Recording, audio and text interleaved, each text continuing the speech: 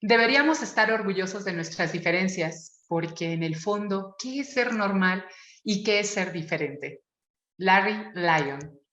Bienvenidos a su programa Turismo en un Clic. Amigos, esta es una iniciativa de la Secretaría de Cultura y Turismo para construir a través del diálogo abierto y recíproco un espacio en donde abordaremos temas muy interesantes como este en beneficio de todos ustedes. Permítanme, por favor, leer un poquito de la semblanza de esta invitadaza, que ahorita poco a poco les voy a ir diciendo quién es. Ella es doctora en diseño por la Facultad de Arquitectura y Diseño de la UAMX, maestra en educación con especialidad en desarrollo cognitivo por el Tecnológico de Monterrey y arquitecta por la Facultad de Arquitectura y Diseño de la AUMX. Es profesora e investigadora de tiempo completo en la Facultad de Arquitectura y Diseño, también en la Universidad Autónoma del Estado de México, y docente en el Tecnológico de Monterrey en Arquitectura y Diseño. Ha fungido como investigadora de tiempo completo en la UAM, Coajimalpa, y actualmente en el Centro de Investigación de Arquitectura y Diseño. Ha sido profesora en el doctorado en la División de Ciencias y Artes para el diseño de la UAM Xochimilco. Es la maestría del Departamento de Comunicación y Diseño de la UAM, Coajimalpa, y actualmente participa en la maestría y el doctorado de diseño de la UAMX. También es coordinadora de la especialidad de accesibilidad universal por la arquitectura, perdóname, en la arquitectura y en la ciudad por la UAMX, miembro del Consejo Directivo de la Sociedad de Urbanistas del Estado de México, el SUEM, y responsable de la Secretaría de Vinculación Académica e Internacionalización. No acaba ahí este currículum, porque ella también es miembro fundador de la Red de Instituciones de Educación Superior Mexicana por la Discapacidad y No Discriminación, miembro del Sistema Nacional de Investigación. Sus trabajos han sido publicados en revistas nacionales e internacionales. Ha sido conferencista y ponente en eventos en México, España, Argentina, Ecuador, Colombia, Venezuela, Cuba, Costa Rica, Italia, Grecia y Guatemala. Sus temáticas se centran en la inclusión y accesibilidad en la arquitectura, diseño y educación desde la perspectiva semiótica y hermenéutica. Démosle la más cordial bienvenida y en verdad me siento súper honrada de tenerla aquí en este conversatorio a la doctora Esca Elena Solano Meneses. Ella actualmente es la coordinadora de la especialidad en accesibilidad universal en la arquitectura y la ciudad. Obviamente estoy en la Facultad de Arquitectura y Diseño de la Universidad Autónoma de México. Ahora sí, doctora, sin más preámbulo, bienvenida a este programa y muchísimas gracias por haber aceptado la invitación, doctora. No, al contrario, muchísimas gracias. Yo me siento honrada porque me puedan permitir estar con ustedes en estos espacios y hablar un poco de esto que es el trabajo que me ha ocupado pues quizá los últimos 15 años dentro de mi labor como académica, de mi labor como investigadora, pero también de mi labor como activista, ¿no? Que es como yo me considero. Bueno, vamos a iniciar. El día de hoy yo quisiera compartirles esta temática que habla de la accesibilidad universal, los espacios y el turismo. Estos logos que ven aquí justamente es el de la Universidad Autónoma del Estado de México, al cual pertenezco, y también la especialidad en accesibilidad universal en la arquitectura y en la ciudad, que es esta especialidad que hoy coordino. Bueno, empezaré platicando un poco de pues algo que había ya mencionado con la maestra Sandy, perdón, que decía que hay un concepto que yo manejo mucho dentro de la hermenéutica, que es el artilugio, ¿no? El artilugio que tiene que ver con esta retórica, que tiene que ver con esta visión amañada, que tiene que ver con esta idea de mostrarnos una realidad velada que no es realmente lo que nosotros vivimos. Entonces, un artilugio, cuando nosotros buscamos en su definición, pues nos encontramos con sinónimos como artificio, treta, truco, estratagema, ¿no? Argucia, amaño, etcétera. Entonces, cuando nosotros hablamos de que existen artilugios, por ejemplo, en el diseño, existen artilugios, por ejemplo, en los argumentos que manejamos día a día, nos vamos a dar cuenta de, pues que a veces sin intención somos partícipes de procesos excluyentes. Porque cuando nosotros hablamos de turismo, la pregunta es, ¿cuál es realmente la condición del turismo? ¿El turismo excluye, segrega, incluye o integra? Aquí tenemos un esquema que nos muestra claramente que los conceptos no son sinónimos. Desafortunadamente, hoy día, en el lenguaje coloquial, pareciera que integración e inclusión es lo mismo. Y entonces hablamos de que somos integradores, hablamos de que facilitamos la integración y no nos damos cuenta que la integración es otra forma también de exclusión. En la exclusión, evidentemente, todos los elementos distintos están fuera, ni siquiera se visibilizan. En la segregación, los hemos agrupado para poder con mayor facilidad excluirlos. En la integración los toleramos, les permitimos estar cerca de nosotros, pero no están de una manera equitativa ni igualitaria. Solamente la inclusión es el concepto que sí mira hacia una equidad, hacia una igualdad y que acepta además que la principal y yo diría la única condición que nos une a los seres humanos es que somos diversos. Entonces, esto tiene mucho que ver con lo que nosotros hacemos, por ejemplo, desde el diseño de espacios turísticos, dado que hablo de mi postura como arquitecta y como diseñadora. ¿Y cuántas veces hemos visto estos ejemplos, por ejemplo, estos ejemplos de hoteles sumamente creativos, sumamente vanguardistas, sumamente lujosos, espacios innovadores, espacios originales, que es el argumento con el que vendemos un turismo? Y no nos damos cuenta que estamos inmersos solamente en aspectos formales y funcionales, pero hay un aspecto que es más importante, que es el simbólico. Y en el simbólico implica todo lo que nosotros hoy entendemos como sostenible y sustentable e incluyente, accesible y social. Esa parte que aparentemente no está con el turismo porque tenemos la idea de un turismo como una actividad banal, como una actividad exclusiva de las clases poderosas y que hoy tenemos que entender como una necesidad para nuestro bienestar y calidad de vida. Y aquí vemos, ¿no?, estos restaurantes innovadores donde una persona quizá de la tercera edad no pueda acceder al nivel alto, para un niño sería peligroso y no se diga para una persona con alguna discapacidad, ¿no? Y estos escenarios que no dejan de ser seductores, pero que están muy lejos de la realidad de un mundo inclusivo. Aquí vemos, por ejemplo, una salida de emergencias de una sala de convenciones, un espacio tan asociado al turismo. Y cuando resolvemos como arquitectos esta necesidad de evacuación rápida de un espacio en caso de algún temblor, de algún incendio, de alguna situación, pues tampoco estamos contemplando a las personas con discapacidad ni a los adultos mayores. Estos son los recursos que nosotros utilizamos cuando los utilizamos, ¿no? Y evidentemente estamos volviendo a excluir. ¿Qué pasaría si una persona adulta mayor se encuentra en ese escenario en ese momento? Irremediablemente no va a poder descender por esas escaleras o incluso, no sé si sea peor o mejor, pero puede entorpecer la salida porque no es propicio, porque no está bien diseñado. Y todo esto tiene que ver con el diseño. Porque he dicho que una de las cuestiones con las que nos han mentido es vendernos el diseño como si fuera arte. Y he comentado que por muchos años, alrededor quizá de 20 años, yo tuve la posibilidad de impartir una materia que era historia del arte. En esta claramente definíamos, más bien establecíamos que el arte no tiene una definición per se. El arte es un concepto que ha evolucionado, pero que tiene características fundamentales que nos permiten discriminarlo del resto de la producción humana. Y decíamos, bueno, es una producción humana, pero tiene una finalidad que es expresiva.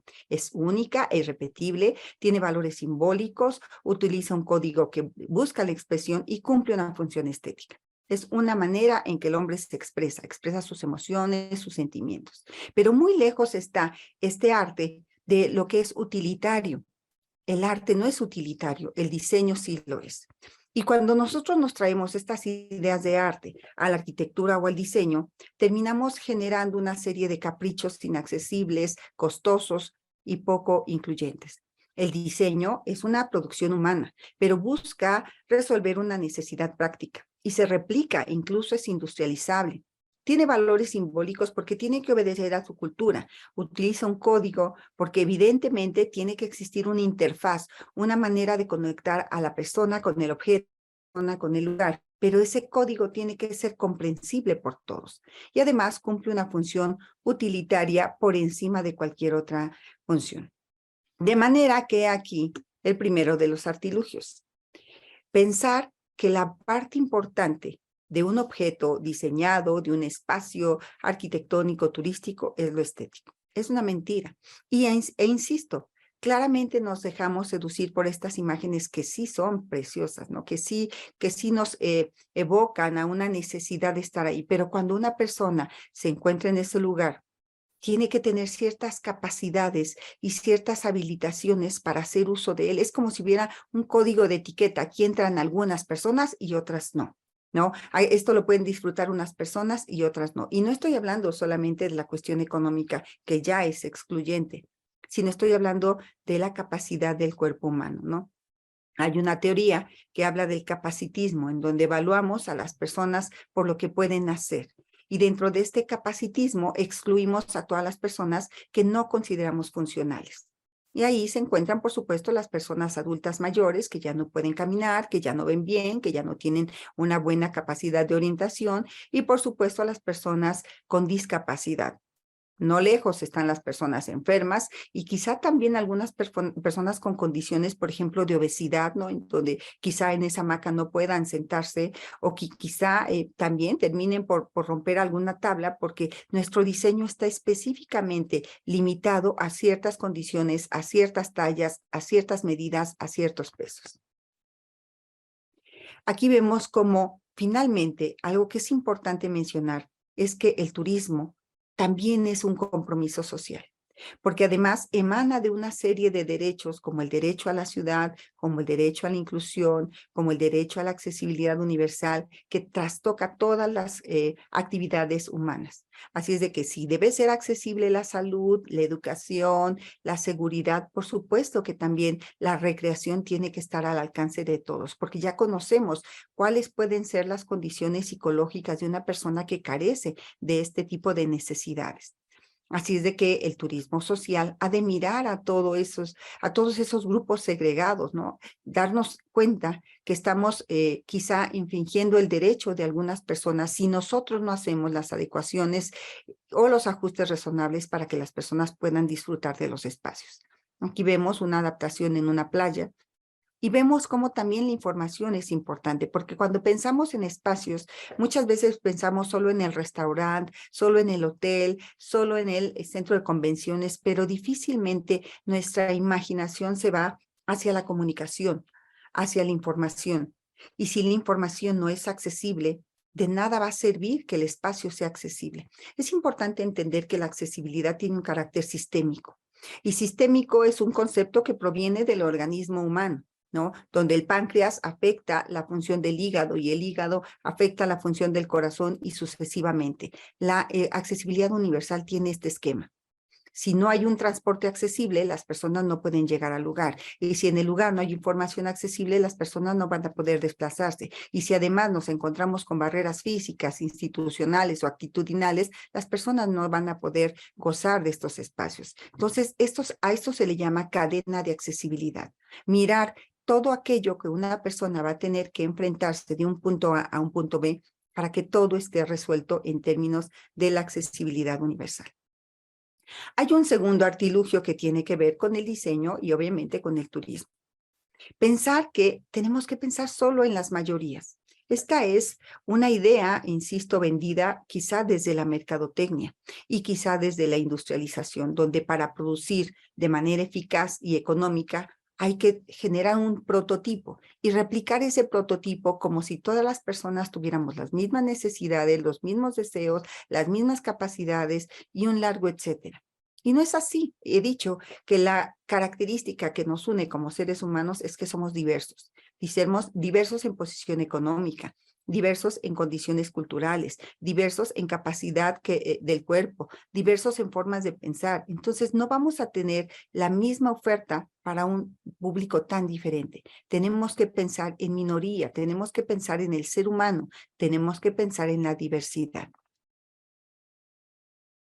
El diseño inclusivo, entonces, tiene que tomar en cuenta que el diseño tiene que ir más allá de la forma y la función y tiene que trastocar en lo simbólico. Y lo simbólico, insisto, es lo sustentable, es lo social, es lo inclusivo, es lo accesible. Que esa es una característica que pocas veces vemos en el diseño cuando estamos pensando en el turismo y en general cuando estamos pensando en todo. Hoy tendríamos que pensar en este concepto de un turismo para todos, de un turismo accesible y de un turismo inclusivo, que piense en los padres que tienen que cuidar hijos, que piensen en las personas con discapacidad, que, ojo, la discapacidad no es solo la discapacidad motriz, ¿no? Porque me parece, y esto ya se ha corregido con el logo de accesibilidad universal, porque en este logo que estamos viendo y que ahora señalo de la persona usuaria de silla de ruedas, pues de alguna manera ha hecho daño porque nos hemos quedado con la idea que la única discapacidad es la motriz, ¿no? Y cuando vemos algún cajón inclusivo, pues solamente vemos como si fuera inclusivo para la persona usuaria de silla de ruedas. Y se nos olvida que existen diferentes tipos de discapacidad. Está la discapacidad motriz, por supuesto, pero está la sensorial, en donde encontramos a las personas con discapacidad auditiva o con discapacidad visual. Y está también la discapacidad mental, ¿no? En donde podemos encontrar personas con Asperger, personas con autismo, personas con demencia, personas con una gran cantidad de diversidad que forma parte de la naturaleza humana. Y vemos también a las personas que tienen que cargar objetos porque ellas también necesitan tener acceso al turismo, y las mujeres embarazadas y las familias con niños pequeños y las personas que no viven con familias, digamos, convencionales, y las personas de una edad avanzada. Todos tenemos que tener esta condición de accesibilidad en los espacios.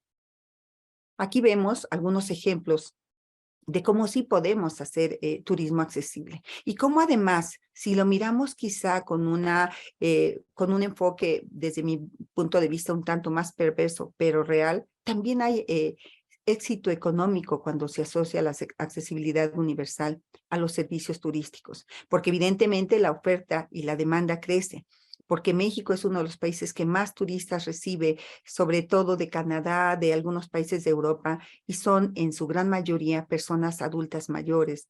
Y estas personas tienen normalmente por la edad algunos problemas que ya empiezan a implicar dificultad para moverse, dificultad para quizá comprender algunos aspectos. Y si el turismo mira estas necesidades, evidentemente podrá encontrar una línea de acción que le permite una derrama económica también importante. Y esto tiene que ver con los servicios, ¿no? Los servicios implican, por supuesto, los servicios sanitarios, donde la mirada de accesibilidad universal abarca, por supuesto, a los grupos LGTBQ+, ¿no? Que son grupos que también tienen demandas específicas que pocas veces hemos visibilizado y que nuevamente no son otra cosa que una manifestación más de la diversidad del ser humano. En cuanto a las personas con discapacidad, los datos se mueven constantemente, pero la ONU habla de 900 millones de personas en situación de discapacidad a nivel mundial, es decir, una media de un 15%. México, dependiendo de las fuentes, porque no hay un consenso, se habla de un 14, 15, 16% de personas con discapacidad, pero más o menos nos homologamos a la media mundial. Y el artículo 9 de la Convención de las Personas con Discapacidad habla que hay una obligación por cubrir la accesibilidad universal en todos los entornos, en el físico, en el transporte, en la información y en las comunicaciones, en los sistemas y tecnologías de la información. Este menú que estamos viendo es un menú de Starbucks que tiene el sistema Braille. Yo he hecho mucho trabajo de investigación de campo a lo largo de todos estos años, y una de las cuestiones que suelo hacer cuando llego a algún restaurante es pedir un menú accesible. En muchos casos no existe. Y cuando llegue a existir, hubo una ocasión en la que en algún restaurante terminé de hacer el consumo completo y hasta el final, mire, ya apareció el menú accesible porque no sabían dónde estaba, ¿no? Entonces es importantísimo hacer conciencia que esto es parte del derecho, ¿no? Estos espacios a donde los perros guías pueden entrar, la gente sigue mirando al perro como si fuera un perro normal, y los perros guías son animales adiestrados exclusivamente para guiar a sus amos. Tengo el caso de la no grata experiencia de una amiga con discapacidad visual que no le permitieron, en aquella ocasión nos encontrábamos en Guatemala, no le permitieron viajar con su perro guía, y el perro guía para ella es una extensión de sus habilidades. Entonces, de verdad que es una vulneración importante a los derechos el no considerar a los perros guía como lo que son, ¿no? Realmente un apoyo importantísimo. Y por supuesto, buscando imágenes en donde yo tratara de mostrar la importancia también de la mirada de accesibilidad auditiva dentro del espacio turístico. Me encontré, esta fue una plática que di, me parece, hace unos 2 años sobre el lenguaje de la lengua de señas mexicanas y su importancia dentro del turismo inclusivo.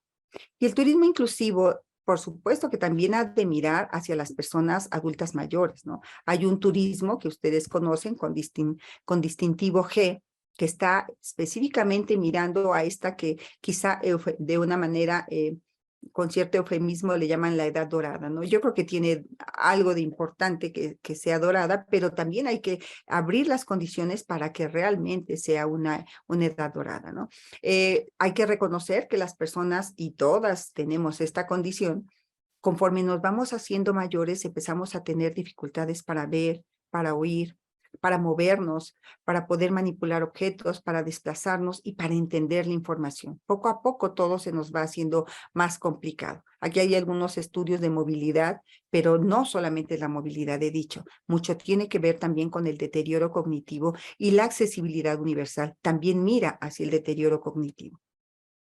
De manera que cuando nosotros empezamos a entender qué es lo que está sucediendo con el cuerpo humano y con la mente de una persona conforme los años pasan, tendríamos que empezar a mirar y a reconocer ciertas necesidades. Por ejemplo, a mí me ha tocado en estos congresos a los que he asistido a diferentes países, padecer mucho, por ejemplo, por un servicio tan elemental como son los servicios sanitarios. Pareciera que el hombre ha negado su naturaleza biológica y no existen sanitarios en las ciudades. Y cuando uno es turista, uno sufre muchísimo porque tiene que recurrir a algún restaurante, recurrir a algún espacio para poder tener este servicio cuando tendría que estar al alcance de todas las personas. Sé de muchas personas adultas mayores cuya razón de no salir y de no visitar espacios turísticos es esta, porque esa es una necesidad que no está cubierta, ¿no? Y si lo hacen, tienen que hacerlo en gasolineras, en donde la higiene no es la adecuada, etcétera. Entonces, tenemos que mirar también que las ciudades, que los espacios, que los entornos sean amigables. La OMS en el 2007 empezó a hablar sobre ciudades globales amigables con los mayores y decía que en términos humanos es importante mirar el equipamiento. Si nosotros no miramos espacios donde medianamente tengan bancas, donde haya espacios de sombra, donde haya servicios sanitarios, donde no haya cambios de nivel, donde sea mucho más fácil el desplazamiento y el entendimiento del mismo, pues podríamos nosotros a través de ello propiciar el acceso a personas con discapacidad, personas embarazadas, etcétera. Entonces, las cuestiones urbanas también tienen que mirar, además del equipamiento, a la infraestructura, ¿no? Asientos, instalaciones de baño, presencia de cordones en declive, ¿no? Barandales, rampas, semáforos sonorizados. Todo esto tiene que mirar hacia que el espacio debe estar libre de barreras. Y este esquema que viene de la teoría que habla de la interseccionalidad, nos muestra las diferentes formas de exclusión que no hemos mirado, porque pareciera que todo el discurso se va entre los que podemos y los que no podemos, pero en realidad la accesibilidad universal va más allá. Toda la primera mitad que ustedes ven de este espacio circular tiene que ver con las situaciones de privilegio. Y entonces resulta que hay privilegios invisibilizados para personas blancas por encima de las personas racializadas. Está por encima el hombre que la mujer, o de, por ejemplo, de un origen europeo hacia un origen europeo. ¿Cuántas veces nos ha pasado? A mí me ha pasado estando en la playa, cuando estoy justamente cerca del mar, de repente resulta que ponen algunos otros asientos acomodados porque llegaron algunos canadienses, llegaron algunos noruegos, y entonces yo ya quedé relegada a un segundo plano, ¿no? ¿Cuántas veces también nos hemos dado cuenta que hay preferencia para las personas que se consideran heterosexuales que para las personas con un género no binario? O las personas que no tienen diversidad funcional contra las personas que tienen diversidad funcional, ¿no? ¿Qué pasa, por ejemplo, con la juventud y la edad madura? O con los aspectos físicos, si somos atractivos o no, si pertenecemos a una clase media o a una clase trabajadora, si a lo mejor nuestra religión es mayoritaria o si, como en mi caso, que yo soy atea y he sentido en muchas ocasiones cómo la gente me excluye o cómo la gente empieza a calificar, ¿no? Porque la gente cree que las personas ateas no tenemos principios o no tenemos valores. O incluso las mujeres, ¿no? Cuando somos fértiles, estamos en la sección de privilegio y cuando somos estériles, entonces ya estamos relegadas. O sea, la accesibilidad no son rampas, ni solo discapacidad, es todo este esquema de privilegios y de opresión que vivimos y que hemos legitimizado. Y por ello, el diseño universal tiene que establecer ciertos principios para que aquello que nosotros estemos impulsando en términos turísticos, en términos espaciales, etcétera, tenga un uso equitativo, un uso flexible, que sea simple, que sea intuitivo, que tenga información perceptible, ¿no? Que no tengamos que estar buscando dónde está el botón de encendido o cómo le hacemos para que algo pueda funcionar. Tiene que ser muy evidente, que haya tolerancia al error, que no nos implique demasiado esfuerzo físico. A mí me tocó ver en la Cineteca Nacional, cuando se hicieron unos baños accesibles, una puerta que era imposible, a pesar de toda la fuerza que uno pudiera tener, abrirla. Y era una puerta que tenía que ser usada por personas con discapacidad, ¿no? Entonces hay que pensar en el tamaño, en la aproximación, en el uso. Y eso está ligado también a los esquemas cerebrales. De ahí este concepto de wayfinding, que parte de los conocimientos que tenemos hoy día sobre el cerebro y que nos hemos dado cuenta que el diseño y la manera en que nos desplazamos y la manera como entendemos no está desligado de cómo está configurado nuestro cerebro de origen. El cerebro, antes de que los diseñadores inventáramos los botones, las palancas, los pasillos, ya tenía generados mapas en el hipocampo. Esto significa que de manera intuitiva ya hay elementos que se conocen como hábitos en el núcleo del cuerpo estriado. Esto significa que si siempre hacemos los desplazamientos o los funcionamientos de una manera habitual, el cerebro los va a sistematizar. Y no importa que yo tenga 80 años o 5 años, yo lo voy a poder utilizar porque está configurado acorde a mi cerebro. Los recuerdos entonces están ligados a la información. Hay un mapa mental del lugar y el mapa no se crea solamente a través de estímulos visuales, sino también de estímulos olfativos, sino también a través de un sistema áptico que tenemos y que nos permite desplazar y sentir el espacio con las piernas y con las manos. Y los arquitectos escasamente hemos entendido de qué va esto, ¿no? Y cuando hablamos de neuroarquitectura, empezamos a pensar que neuroarquitectura es una arquitectura bonita, agradable, donde nos sintamos bien, cuando realmente es mucho más que ello, ¿no? Entonces, esta memoria es un archivo que dentro de toda la información que guarda está vinculada con el espacio, ¿no? Y ahí hablaríamos profundamente en alguna otra ocasión sobre una teoría que se llama topogénesis y cómo el espacio y el ser humano están realmente fundidos, ¿no?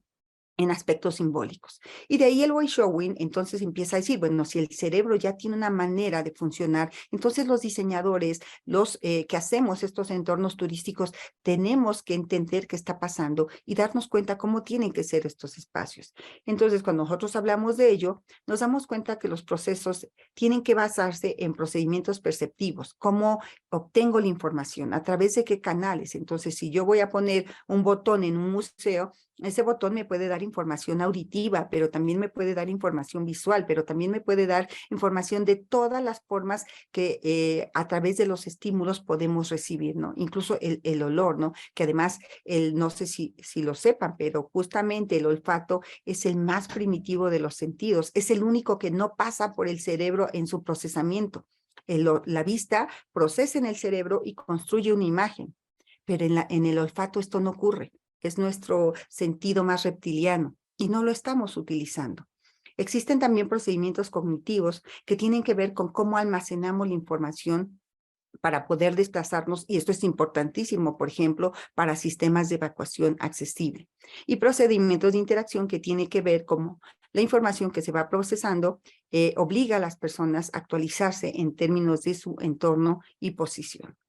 Entonces, el cerebro ya tiene muchos avances. El problema es que los diseñadores lo desconocemos.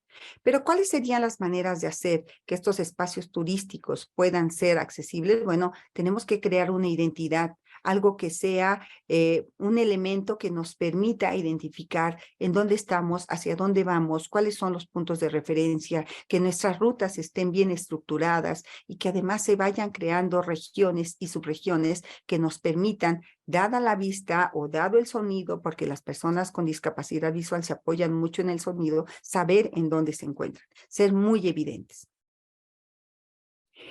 Es importante que tampoco haya una gran cantidad de opciones de navegación. ¿Qué pasa cuando llegamos a McDonald's y nos dan una lista enorme de un menú que podemos nosotros tomar? Y la verdad es que lo único que ocurre es, pues nos confundimos, ¿no? Entonces, no hay que dar, sobre todo cuando se trata de desplazamientos, no hay que dar tantas opciones. Tiene que ser muy clara y tenemos que usar códigos. Los arquitectos tendríamos que usar, por ejemplo, los colores de la loseta en el piso para saber cuál es la salida de emergencia. Imagínense que en todos los edificios realmente los pisos estuvieran acomodados no por moda, no por estilo, sino por un código accesible y nadie nos perderíamos en un caso de temblor, ¿no? Sabríamos para dónde salir, porque estos esquemas nos pueden propiciar mapas de navegación y proporcionar señales en los puntos de toma de decisión, que muchas veces están muy mal puestos cuando transitamos, por ejemplo, en vialidades, en una ciudad desconocida, resulta que damos 20,000 vueltas porque el letrero lo ponen justo en el momento que yo tenía que dar vuelta y ya no me di cuenta, ¿no?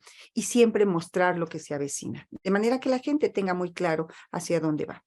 Y he hablado que los dos principios fundamentales dentro de lo que diseñemos en restaurantes, en hoteles, etcétera, son la simplicidad y la redundancia. Si los espacios son simples, si los espacios sean claros, va a haber muy poca demanda cognitiva y las personas, independientemente de su diversidad, van a poder usarlo.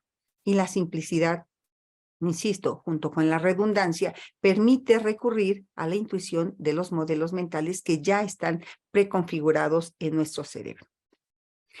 El tercer artilugio, finalmente, es el diseño de los espacios debe mostrar lujo y poder. Pareciera que todas las instancias turísticas buscan justamente esto, ¿no?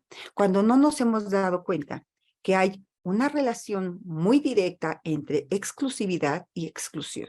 Todo el mundo presumimos el lujo. Yo veo anuncios en televisión en francés y yo me digo, ¿realmente quieren vender? Porque están acotando su público a las personas que entiendan ese francés. Y además nos están sintiendo desplazadas a aquellas personas que no comprendemos ese idioma que está en televisión. Cuando además, insisto, por derecho tendrían que estar siempre los subtitulados en todos los espacios televisivos y de información para que fueran accesibles para todos. Pero esto no ocurre. Hemos de alguna manera romantizado la exclusividad y entonces todo el mundo queremos tener algo que no tiene el resto. Y eso lo único que hace es coadyuvar a la exclusión. Porque en este mundo en el que vivimos, tenemos que considerar cuál es la situación mundial.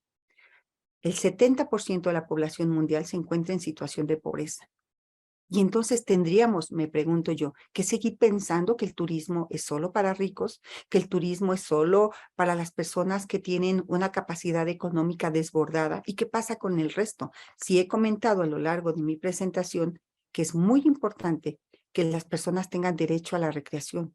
Hoy quizá esa sea la naturaleza y quiero pensar que así es de la extensión de las vacaciones, ¿no? Porque necesitamos descansar. Estoy pensando idílicamente y esperaría que no estén buscando una mayor derrama económica, porque la naturaleza principal tendría que ser la social y no la económica. Porque hoy el mundo está regido a través de la Agenda 2030, ¿no? Estos son nuestros objetivos y nuestra meta, y estamos a 8 años de alcanzar esa meta, y tendríamos que pensar en el fin de la pobreza, en hambre cero, en reducción de desigualdades, en un trabajo decente, en un crecimiento económico, pero también en un ecosistema terrestre y en una acción por el clima, y poco a poco vemos que pues el avance es limitado. Y el turismo puede promover justamente el enfoque de estos objetivos del desarrollo sostenible. México tiene una gran demanda turística y me parece que la actividad que todos nosotros tenemos que generar en torno a ella es importante porque hay recorridos que podemos hacer en espacios turísticos desde playas, espacios naturales, centros históricos, etcétera. Y justamente una parte de esta ponencia que quiero presentar para ir cerrando tiene que ver con los centros históricos, porque los centros históricos son la parte más importante en términos de patrimonios y de cultura en México. Y cuando nos ponemos a hacer una investigación sobre estos centros históricos y cuál es el grado de accesibilidad, pues podemos darnos una idea de cómo ha caminado o no México en términos de estas condiciones, ¿no? Entonces, esta parte, que es un avance de un trabajo de investigación, muestra cuáles son las condiciones de accesibilidad. Y aquí lo que vemos es que, pues, es importante proporcionar equipamiento e infraestructura para satisfacer a todos los visitantes. Lo que hicimos inicialmente fue establecer una encuesta para ver cuál era la percepción de los visitantes, de los turistas en Puebla, Querétaro y Ciudad de México como centros turísticos. Y bueno, establecimos condiciones como variables, condiciones de movilidad, de comunicación visual y auditiva y de condiciones cognitivas. Aquí hablo brevemente de lo que es Puebla, Querétaro y Ciudad de México, donde claramente son espacios importantísimos contemplados como patrimonio de la humanidad. Puebla en el 87, Querétaro en el 96, y estoy hablando del siglo pasado, y México en el 87, con una cantidad impresionante de joyas arquitectónicas. Pero ¿qué pasa cuando una persona quiere ir allá? Bueno, cuando hablamos de condiciones de movilidad, la gran mayoría dijo que cuando va a estos lugares se encuentra con exceso de escaleras, con superficies irregulares, con superficies mal diseñadas, y que en términos de movilidad motorizada, en su gran mayoría, ninguno de los paseos tienen espacios que tengan condiciones confortables para ellos, ¿no? En cuanto a comunicación visual, también comentaron que en general no existe suficiente señalización, los letreros y los mapas no se alcanzan a ver, ¿no? Las letras son pequeñas y no sabemos qué es lo que están diciendo, y los letreros no se comprenden. A veces los diseñadores gráficos son tan creativos que solo ellos entienden lo que están mostrando, y tienen que pensar, insisto, que el diseño no es arte, el diseño es utilitario, tiene que ser comprensible. En comunicación auditiva, dijeron la gran mayoría, el 66.7%, que prácticamente no existen los mensajes auditivos. Y es bien cierto, ¿no? Escasamente por ahí llegamos a encontrar un semáforo sonoro, y los letreros en los museos, etcétera, no tienen esta capacidad. Y en términos de condiciones cognitivas, pues también, ¿no? La gran mayoría dice que los trayectos son confusos, que no pueden encontrar las taquillas ni los baños, que no comprenden el funcionamiento de elementos automatizados.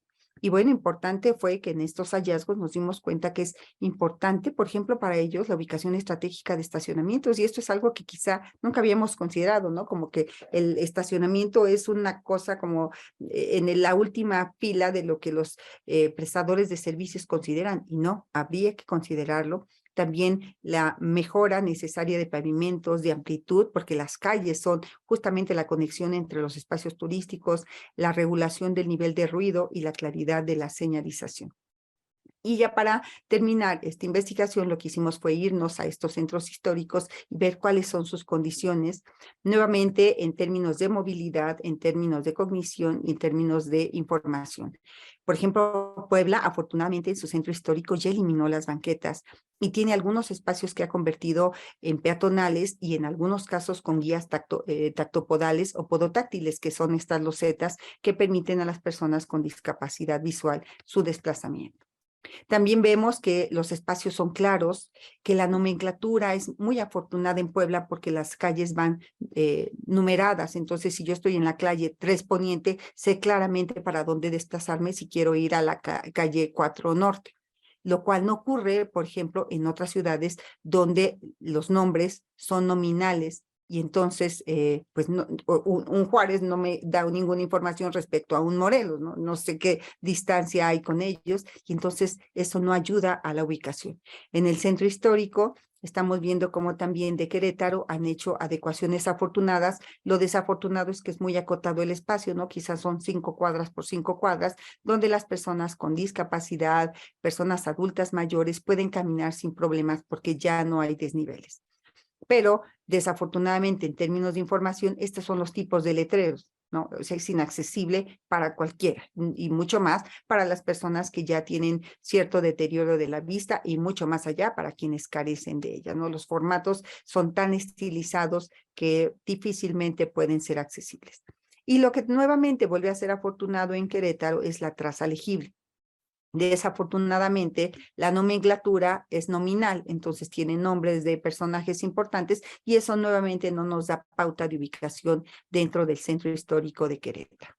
Para terminar, cerramos con la Ciudad de México, donde varias avenidas importantes han sido peatonalizadas. Y finalmente, esto es importantísimo porque estamos comprendiendo que la ciudad es de las personas y no de los vehículos, ¿no? Y dentro de eso hay muchos instrumentos que hoy los urbanistas trabajamos, como el placemaking, como el urbanismo táctico, como la peatonalización, la neobarrionalización, que son conceptos que nos regresan al origen y nos hacen darnos cuenta que lo importante es lo social y no lo funcional. Acá estamos viendo también cómo hay algunos ajustes razonables, algunas rampas que se han implementado, aunque les harían falta barandales, y algunos otros espacios que han sido intervenidos para poder pues, ser mucho más accesibles. En cuanto a las condiciones de señalamientos y nombres de las calles, resulta caótico, ¿no? Resulta que en el centro de la Ciudad de México, las calles tristemente cambian de nombre cada 3 cuadras, ¿no? Y si la calle era Independencia, resulta que 3 cuadras más ya se llama 16 de septiembre, y esto es sumamente confuso para los turistas, ¿no? Juárez se convierte en Madero y después, por ejemplo, Victoria se convierte en República de Uruguay. El trazo regular ayudaría para la ubicación, pero la nomenclatura para los turistas no es, por supuesto, un punto a su favor. Finalmente concluyo que esta investigación nos permite concluir que hace mucha falta empatía en las necesidades de las personas. Con este esquema de diversidad que hemos estado discutiendo de manera importante durante esta presentación. Que las implementaciones en el caso de que existen se limitan a la movilidad, pero pocas veces nos damos cuenta de la importancia de las condiciones de comunicación y orientación en el turismo. Que debemos implementar un equipamiento que busque enfoques de accesibilidad en restaurantes, en hoteles, en museos, en todos los espacios turísticos que brindamos a nuestros usuarios. Que es necesario difundir la importancia de un turismo inclusivo para que la sociedad civil pues no obstruya las implementaciones que realizamos y contribuya a generar estos ambientes amigables y cordiales para todas las personas. No se aprecia, desafortunadamente, atención a necesidades específicas. Nos dimos cuenta como no hay estacionamientos, no hay regulación de niveles de ruido, no hay sanitarios públicos a lo largo de las zonas visitadas y esto, insisto, vuelve a generar un elemento en detrimento de las necesidades pues, de adultos mayores, de personas enfermas y un largo etcétera. El turismo tiene que ser una manera en que se muestre este desarrollo que la sociedad debe de tener hacia la inclusión, hacia considerar a todo tipo de usuario y con esto pues satisfacer las demandas y los derechos que están impuestos desde diferentes documentos y sobre todo, insisto, desde el artículo 9 de la Convención sobre los Derechos Humanos que habla de discapacidad y accesibilidad como un elemento de referencia de inclusión. Así es de que, bueno, esto es lo que yo quería compartir en esta ocasión con ustedes y agradezco mucho el espacio que me han otorgado. Gracias. Doctora, no, gracias a ti. Mira, no dije ni pío porque en verdad es que estaba yo súper interesada en todo lo que estabas comentando. Y fíjate que es muy interesante porque ojalá y pasemos de creer que todas estas cuestiones al implementarlas nos están como haciendo el favor cuando lo comentaste, es un derecho y no nos están dando oportunidad de ejercerlo. Ahora, en ese sentido, doctora, fíjate que me queda claro, si tú le preguntas a cualquier persona, o yo hice ese ejercicio de muchas cosas de accesibilidad y de inclusión, las saben, las conocen, pero ¿por qué no se llevan a cabo? Muchas gentes, todo el mundo sabemos que no debemos estacionar en las rampas. ¿Por qué hoy en día continuamos haciéndolo? Tú que estás muy inmersa en el tema, ¿qué crees que haga falta? ¿Cuál es el eslabón para unir esta cadena para que en verdad creamos una conciencia? Sí, a mí me parece, y eso fue realmente muy sorprendente cuando yo lo descubrí, porque quizá en mi ego arquitectónico yo pensaba que la accesibilidad universal se resolvía con implementaciones arquitectónicas, con rampas, con barandales, con elevadores. Cuando en alguna oportunidad tuve la ocasión de viajar a Costa Rica, Costa Rica es un país que ha eliminado, por ejemplo, toda la derrama económica que tenía para un ejército, por eso algunos le llaman la Suiza americana. Ellos no tienen ejército, pero han abonado hacia aspectos de educación y de inclusión. Y entonces me di cuenta que sus escuelas tenían las mismas carencias en infraestructura que las nuestras, pero en sus universidades deambulaban personas con síndrome de Down, personas con discapacidad visual, personas con discapacidad auditiva. Y yo decía, a ver, ¿qué es esto? ¿Cómo lo logran? Y me di cuenta que lo que ellos han hecho es no trabajar desde la infraestructura, que quizá es importante, pero no es la más importante. En investigaciones donde hemos hablado con personas de estos grupos vulnerados, lo que nos han dicho que es quizá la barrera más fuerte es la barrera actitudinal. Esta falta de empatía, esta falta de conocimiento, esta falta de sensibilidad, esta falta de comprender que además no se trata de una manera asistencialista, no se trata de tener buen corazón y hacer las adecuaciones, sino que es derecho. Es un derecho que México firmó en una carta que está por encima incluso de nuestra Carta Magna, porque esa es la característica que tienen los acuerdos internacionales, tienen que trastocar a las demás leyes nacionales, y México lo firmó. Y México aseguró que iba a formar a las personas para que los espacios sean accesibles, que iba a formar a las personas para que todo lo que nosotros desarrollamos tuviera esta característica de inclusión, y ha incumplido. Y ha incumplido en el sentido de que no ha habido formación. A mí me parece, y vamos, he tenido la fortuna de hacerlo, pero no porque yo lo haya hecho es importante porque se tenía que hacer, el empezar a formar especialistas en accesibilidad universal. Y no son solamente arquitectos. En el selecto grupo de alumnos que forman parte de la primera promoción de la especialidad, tenemos psicólogos, tenemos mercadólogos, tenemos terapeutas ocupacionales, porque la accesibilidad, lo dije, es transversal. Entonces, si nosotros no miramos hacia esas características que debe de tener la accesibilidad, y si no miramos a que la primera condición es la actitudinal, el resto que hagamos no importa. Si no importa tener un autobús accesible si las personas no le van a permitir la entrada a la persona usuaria de silla de ruedas, porque lo primero que van a hacer es subirse al autobús ellos y la otra persona que haga lo que sea. Y eso no es infraestructura, es actitud, ¿no? Tampoco va a suceder nada si pues seguimos dándole mayor importancia, por ejemplo, al diseño de los colores del partido político en cuestión para poner los letreros de las calles, y no darnos cuenta que lo que necesitamos es un letrero con esta característica que en España se llama lectura fácil, que son macrotipos, letra grande con alto contraste, pero esto no nos importa, importa más si le pongo tal color o tal color, porque eso tiene un sesgo político, ¿no? Esas son actitudes, eso es no comprender las necesidades de las demás personas, pero además vivir idealizadamente pensando que siempre vamos a ser jóvenes, porque no hay ser humano que no envejezca. Y cuando llegamos a esa edad, o cuando tenemos a la mamá o la abuelita, empezamos a darnos cuenta de todo lo mal que hemos hecho a lo largo, pues, de todo nuestro ejercicio profesional. Y con esta utopía de que los edificios o las infraestructuras se encarecen si las hacemos accesibles, pues poco se ha hecho, cuando en realidad hay estudios que sí hay un aumento, pero es mucho más bajo que si tenemos que hacer ajustes razonables. ¿Qué es lo que sucede? Si yo diseño desde el inicio un edificio bajo conceptos de diseño universal, puede incrementar, en este momento no tengo el dato a la mano, pero un 10, un 15% su costo. Si yo no lo hago así y después tengo que hacer ajustes razonables, me sale N veces más caro.